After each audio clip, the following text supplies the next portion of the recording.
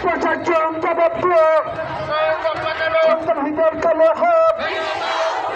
ভেঙে দাও তুলে দাও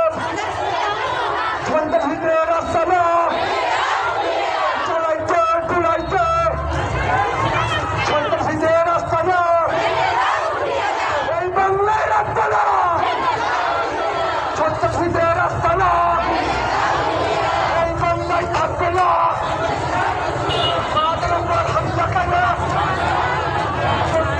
হামলা কেন